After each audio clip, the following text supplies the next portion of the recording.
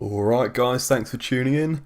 This is the first official episode of the Powerlifting Prep Meet series. That footage you just saw was from Friday. It was the last day of mine and Cameron's deload, so I didn't really have any plan. We just went in, hit what we felt like hitting.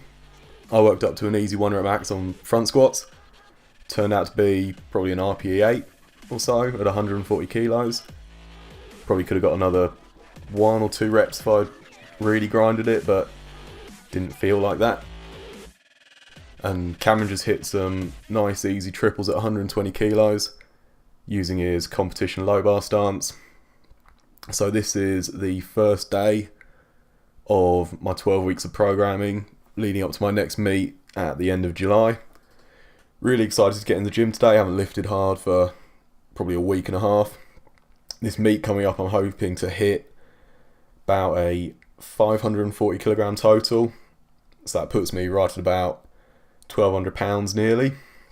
At a body weight of probably 82 kilos on the day or something, 83 kilo weight class. I think that's 181 or 183 pounds. So starting off this cycle with a bit of bench press. I had quite a lot of volume to do today.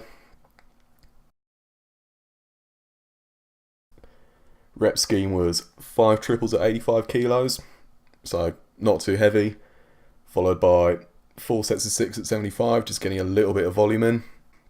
Bench press is definitely mine and Cameron's weakest lift. So you see here I'm using my competition setup, trying to get a good arch going on, using my competition grip width, just trying to get more practice at it really, rather than hitting variations, hit my competition setup. So looking at this footage, I'm just trying to analyse bar path. In the first half of the movement, I want the bar to come down and towards my feet, and then for the second half of the descent, come pretty much vertically down. Coming off the chest for the ascent, for the first half I want the bar to sort of move up and towards my face and then transition into a more vertical motion, and this is the most efficient bar path for powerlifting. You'll see bodybuilders normally just use a straight up and down bar path. That might be better for building muscle, but this will allow you to move a bit more weight. So, into the main events, onto squat. Protocol for today was 5 sets of 5 at 140 kilos. It was pretty hot in the gym. I was pretty gassed by the end of it. The air conditioning was on, but doesn't tend to do much, so I was sweating hard. You see I'm using my competition style low bar stance.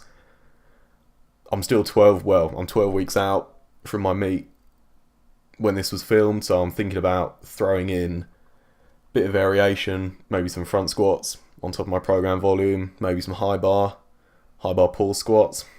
Don't know, see what I feel like. So analysing this footage, I'm just trying to watch my bar path, make sure it's vertically up and down. It's very common to see a lot of people tip forward slightly coming out of the hole. and you'll see that on the bar path you have a vertical descent, then out the hole of the bar will tip forwards, you'll come straight up, and then you'll come back a little bit at the top of the movement, and that's not really optimum. So just working up here to my top sets of 140. This is 120 moved really easily, just sped it up.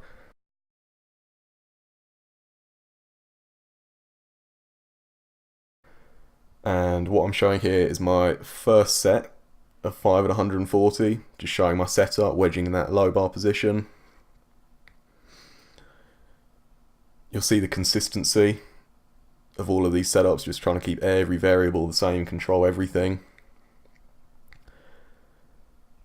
So this is my first set. I'm going to show my second set after, or my final set after this, and you'll see hopefully my first set and my last set look pretty much identical.